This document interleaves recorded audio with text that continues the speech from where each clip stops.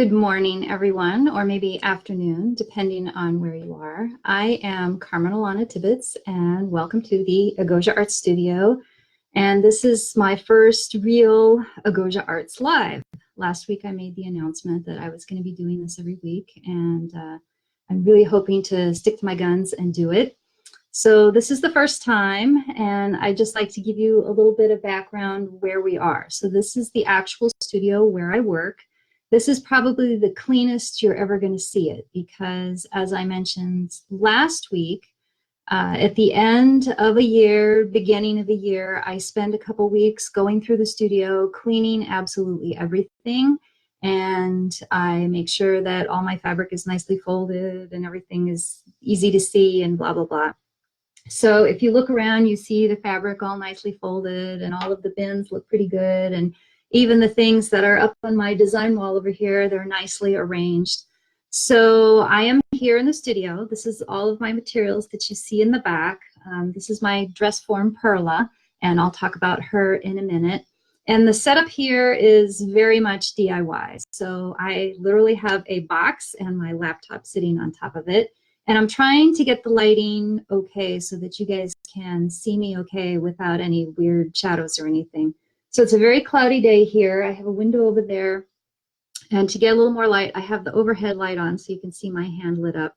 And I actually have one of my working lights here and a photography lamp over here.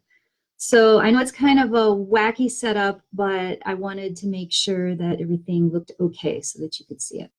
So I am on the table that I do all of my work on. So I have some notes here to keep me on track.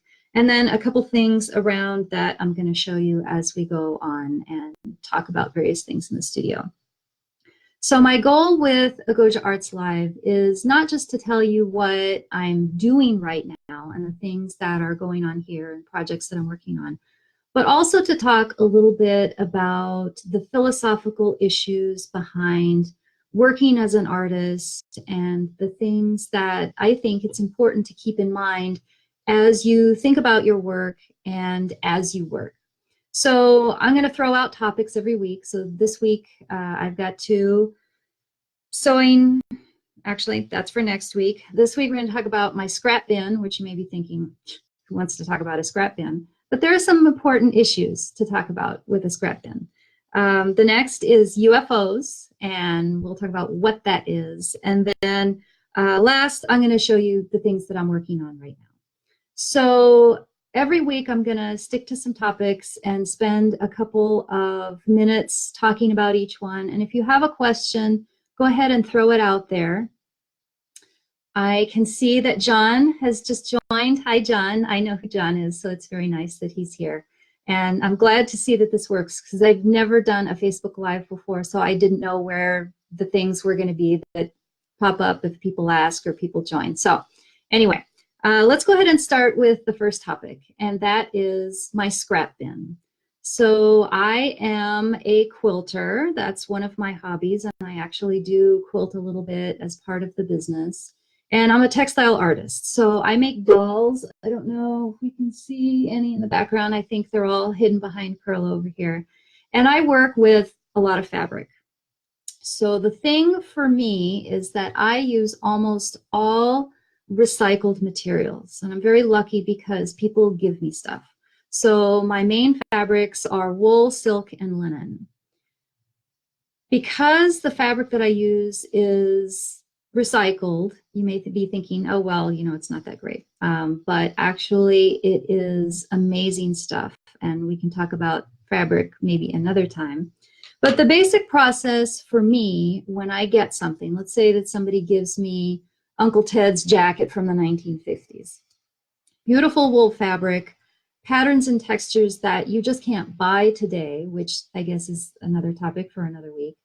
But I will have that fabric, I wash everything, I dry it, and then I put it in storage. So you can see behind me over here, I have all my silk.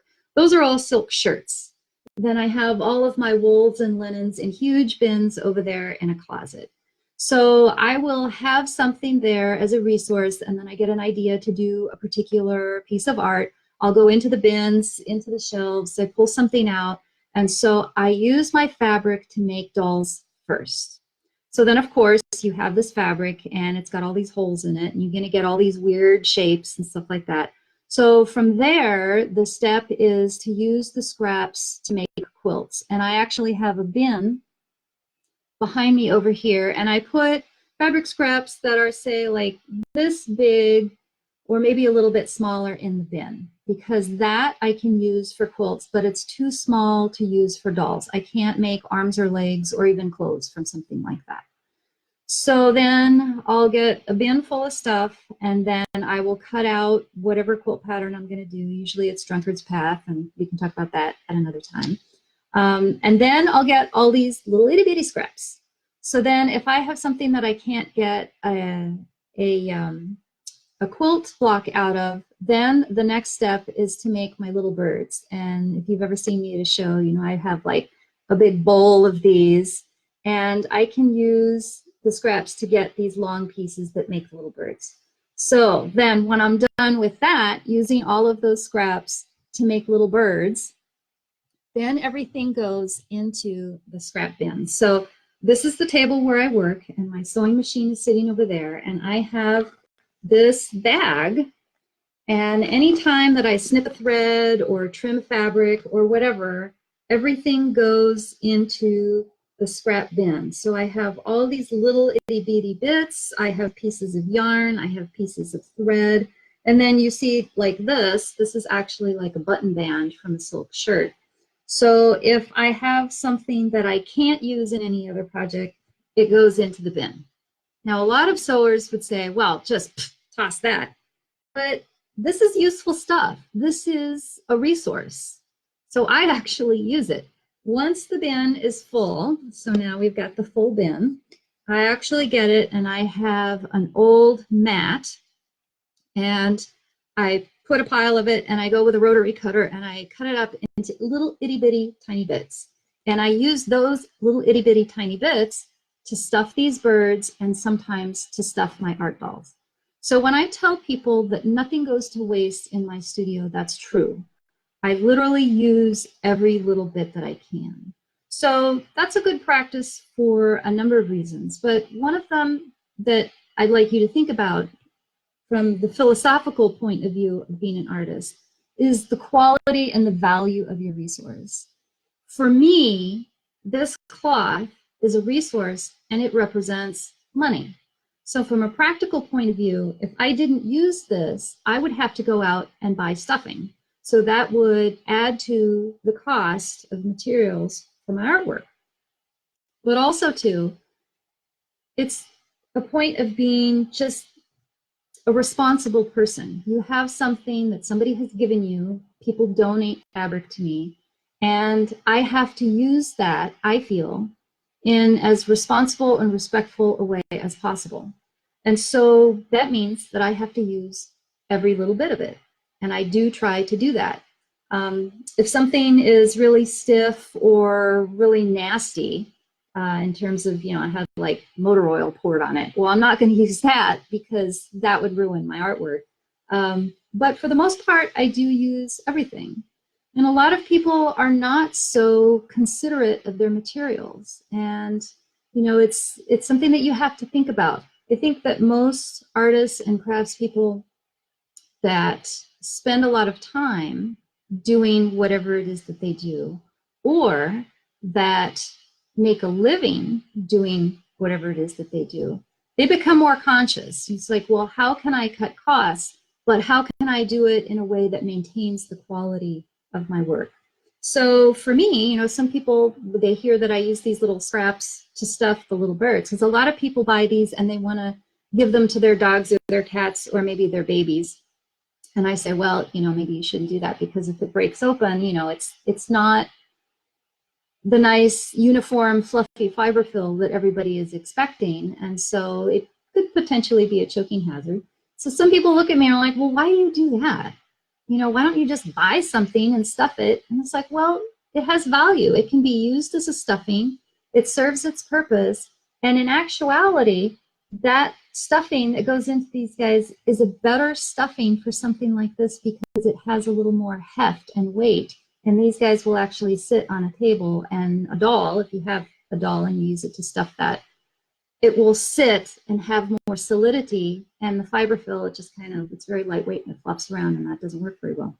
So you have to be conscious of your materials, what you can do with them, how you can use them, and how they can work for you. So I just thought that would be something interesting for you guys to hear about. The scrap bin is important. And I know that lots of other people and other crafts, they have something similar. So a friend of mine is a clay artist and I work in her studio. And all those little bits of unfired clay, they go into a bucket. And then after the bucket is full, you just sort of work the clay and you rework it.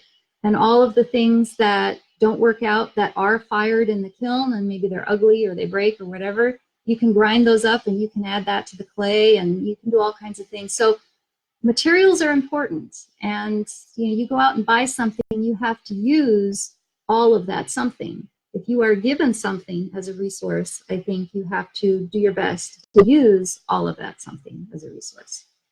So that was topic number 1, the scrap bin.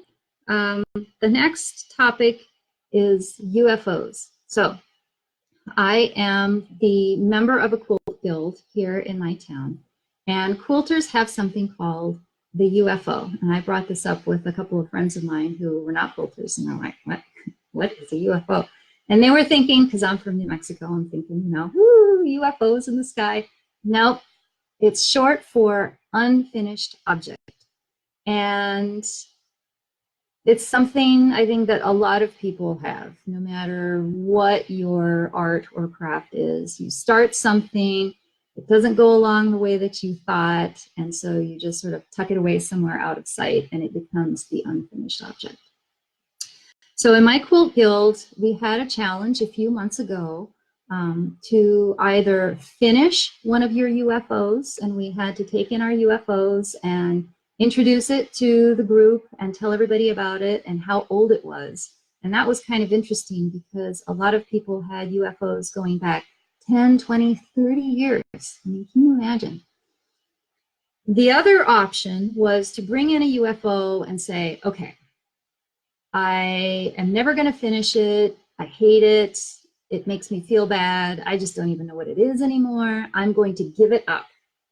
And so the people who gave up their UFOs, they traded, and then the person who received it could take that UFO and make it into anything that they wanted. So they could finish it as it was. So if it was a stack of quilt blocks, they could make a quilt out of it. Or they could dye it, they could paint on it, they could cut it up, they could make it into anything. So our next meeting is next week, and we're bringing in our completed UFOs. So I have 2 to show you. So this is my UFO that I brought in and I committed to finishing. So the story behind this one is, I think, typical. So maybe it has some untypical aspects, but in any case, let's see, it was 2008. I looked it up on my photographs. I made a doll that I absolutely loved. It was a whooping crane, and it was gorgeous. And it was wearing this silk kimono style jacket with an asymmetrical closure where one side was longer than the other. And it was silk charmeuse, so it's real shiny silk, and it was sort of an off-white color, a little bit like this. And I backed it with, I don't even know what it was now, I forget. Maybe it was silk, it could have been something like a linen. And then I hand quilted, kind of parallel, but not really, just sort of free-form lines on the jacket over the surface, and it was just beautiful. And then at the points of every jacket, I had little pearl drops. It was gorgeous. I fell in love with it, and I was like, you know what? I'm going to make myself a jacket like that. So this actually happens a lot, where I will do something, and I was like, I'm going to make one of those for me. So I bought at my friend's quilt shop this fabric here, which is this is a silk cotton sateen. So it's a little bit lighter than a satin or a charmeuse, and it has some nice properties of cotton and silk. And then what I did, let's see, I have a sample here, is I have flannel in the middle. So it's not like a quilt where you would have batting, which would be thick and not have very much body. And then I have cotton quilting fabric. And I actually, let's hold this up here. You can see I hand quilted. I spent gazillions of hours hand quilting all of these pieces for this long kimono vest for me. And so then I pinned everything on, and it was ugly. It was hideous. It was just awful. So what I had done is I had cut out the pieces bigger than what I thought I would need. And when you quilt, it makes the fabric shrink a little bit. And then so the edges wouldn't fray, I serged along the edges. So I had all of these pieces to make this jacket. So not only did it look weird on me, but it was really stiff. The fluidity of the original was what I really liked, and also the texture, and it was very pretty, and I was just like, this is just not going to work, because the garment was supposed to be kind of flowy, kind of elegant. But when I pinned it and basted it all together, it was not. It was like this chunky thing, and I would have to be walking around like this. It was just awful. So I had all of these pieces hanging in the closet for over 10 years. And so here's the thing about the UFO, and we talked about this in the quilt guild, and this is something as an artist or a craftsperson that you need to keep in mind as you're working.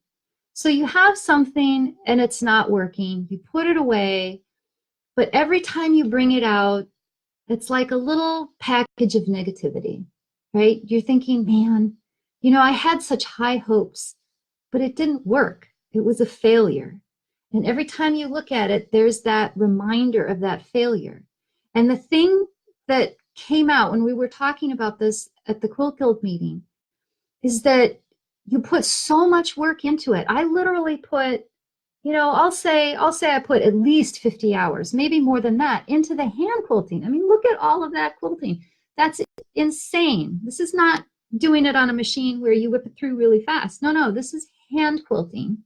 It takes forever, and I do enjoy doing it. I like the process, but still. So I kept this thing in the closet for so long because it represented an investment of not just thought and inspiration, but effort. So at what point do you move on with the UFO? So I was very glad to start working on this, and I committed, right? I said, okay, people, I am going to finish this. I don't know what it's going to be. Obviously, it's not working the way I intended, but it has to become something, because I value my materials. I value my time. I value my skill. And here I put all of this into doing something, and I have to finish it. And so often in life, we start something, we have high hopes, we want it to work, we want it to be beautiful, we want it to be the coolest thing ever. And then you get to some point and you realize, well, wait a minute, this is not the coolest thing ever. And we stop and we put it somewhere, but we never come back to it, or we often don't come back to it. And there's like this hump of effort, of emotion, of thought that you have to put into it to make it into something else. And that's a struggle. And struggle is very important as an artist. So if I had a whole closet full of UFOs, it wouldn't be very useful, right? Because I have to sell my work, so I wouldn't have anything to sell, but it would also be wasteful, and it would just be really, man, it would just bring me down, right? So you have to finish this stuff. So I brought all those pieces out and I pinned them onto Perla, and I'm like, well, what am I going to do with it? I was committed to making a jacket of some kind. And then I decided that, you know what, I'm just going to try a jacket, a normal jacket. And it's one of those things where you're doing all these kinds of other things, you're reading books, you're watching stuff on TV, and then all of a sudden it just snapped into my mind about a month ago. So the challenge was back in August, and I did nothing until a month ago, and I realized, okay, I have to start this. So it just came into my mind that I would do a Chanel style jacket. And that's what I did. So I had to cut things apart and I had to piece other things together. And I just barely had enough to do what I needed to do. And as it wasn't going to fit perfectly. It wasn't, all the pieces weren't going to fit together perfectly to get a normal jacket and not a kimono style, because the original had like deeper armholes and all kinds of other things going on. So I had to piece stuff together. So you can actually see one of the piecing lines here, and I'm not entirely happy about that, but that's the way it goes. You just have to live with that. And the other thing was that I had to piece pieces in underneath the arms. So that doesn't show so much, but it's got kind of a weird bulkiness under there. But you know what? I don't care. I actually love this jacket. So I had to figure out what to do for the edge, because the edges, it's not enough to overlap and button. So I had to be creative there. So I decided I'm just going to edge it with this silk flannel. And there's a story there. Somebody gave me this beautiful raw silk yardage, and I ruined it by putting it in the washing machine. And so it actually didn't hurt the silk at all. It's just fine. But the fabric came out looking like somebody's old pilled flannel faded shirt. It looks awful. So I was thinking I would make garments out of it, but it doesn't look good. It looks like it's been through the laundry way too many times. But made into bias trim for this jacket, it works really well. It has a very nice weight to it, and it will wear very well on the edges, which are good.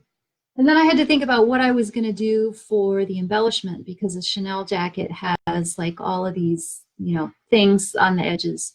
So I made little bias tubes, and I sewed everything by hand, and then I'm actually putting little seed beads along it. And I put pockets here, and then I am going to put pockets on the inside, because why don't they put pockets in women's jackets? I have no idea. So I put pockets everywhere. And you can see here, here's one of the seams, and I actually had to bias bind the seams. So I did things that I wouldn't necessarily do making clothes, but I had to finish it, and I love it. So the idea that you have something sitting there being a little bubble of negativity in the closet as a UFO versus putting the effort into saying, okay, I'm gonna do it. I am gonna finish it. And finishing. Now, when you do this, that doesn't always mean that it's gonna work out so well. But you know, I think the philosophy is of not having UFOs is a good one to try and follow. So if you have UFOs, work on it, do something. And I hope you all the successes in the world. Because, you know, it's every time I looked at that thing hanging in the closet, and I hung it nicely because I didn't want the silk to get all weirdly wrinkled, folded up. So literally every time I went into the closet to get fabric out for some other project, I saw it. And every time I was just like, oh man, it sucks. I just hate that. But now I've got that. So, you know, it's a world of difference. I'm very happy about that. So let's go on to the third topic, what I'm working on in the studio right now. It's actually another UFO. So I gave one up. And along those lines of, you know, doing something with your UFOs, the second challenge was give it up and trade with somebody else. I was just ready to be done with it. And the thing is, I honestly have no memory of what that UFO was. So that was a big release to just, it's gone. So I'm happy about that.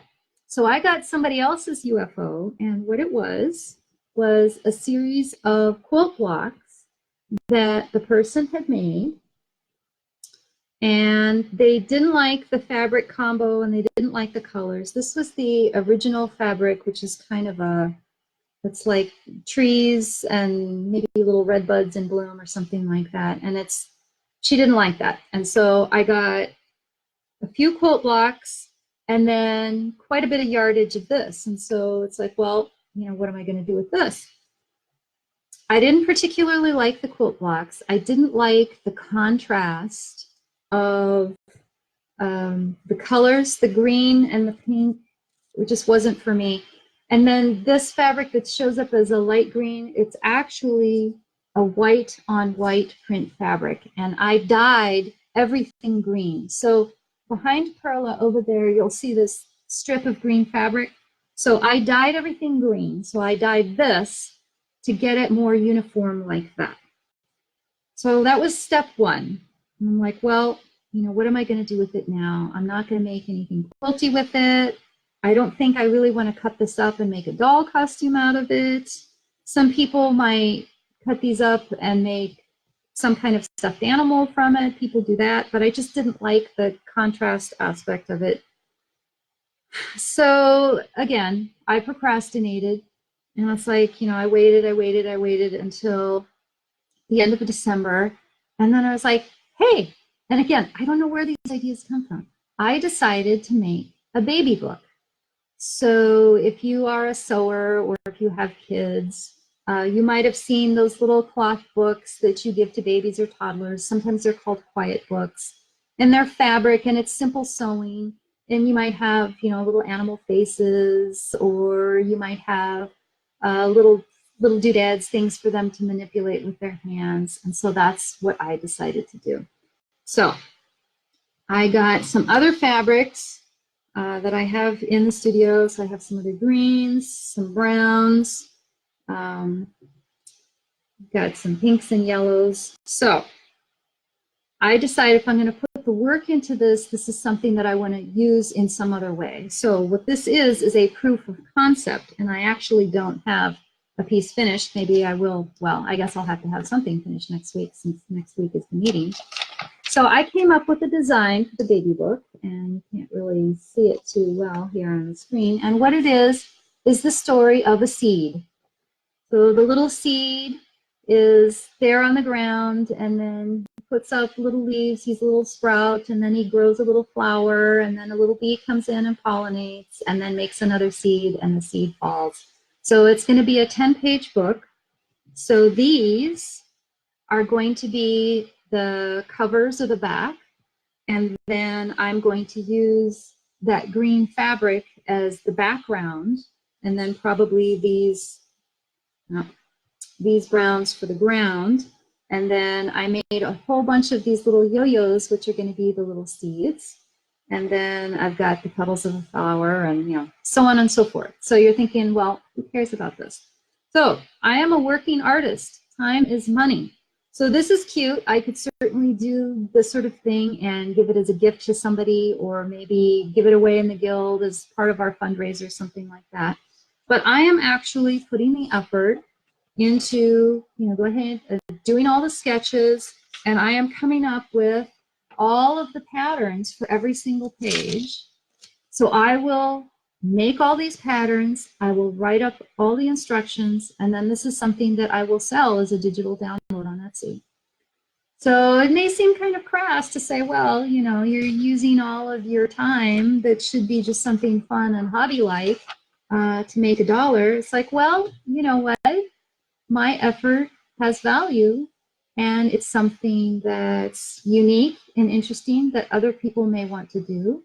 And I don't think there's anything wrong with putting the effort into it and expecting a little bit of money in return. So that's the way it works. I am creating this design from this UFO challenge, and it's going to become part of my professional portfolio. Now, I have done other patterns and sold them, and that's something that lots of people do. So it's just kind of interesting that, you know, you get these ideas from other places and comes into the studio, and it becomes part of my professional life. So, well, let's see. I think that's all I'm working on right now. Although, let's see, behind Perla over here, you might see, let's see. No, it's over here. Let's move the laptop a little bit. I've got a bunch of things on the design wall, and these are things that I found while I was cleaning the studio a couple weeks ago. And so my first task for the new year is to finish all these projects. So I found all these little half jackets, all of these little half bags and carrying things, a couple of half finished dolls, a bunch of half finished heads, half finished arms. So these are all things that I want to get rid of. So I'm going to have to start working on dolls to just get all of that as a complete something and get it out there, out for sale and out online and out of the studio, hopefully, because I always have more fabric coming in. That means that more artwork has to go out. So it's getting to be 11:30. I honestly didn't think that I would be able to talk for a full half hour, but I guess I can. I was thinking that next week I would talk about sewing by hand and the value of handwork. This is something that I get a lot of mixed messages from people when I'm out doing art fairs and in art galleries and stuff. It's kind of the opinions that people have about those sorts of things are really interesting. So talking about sewing by hand, I'm going to talk about Pinterest. That'll be interesting. And then I will also update you on what's new in the studio. So until then, see you next week and happy stitching. Bye-bye.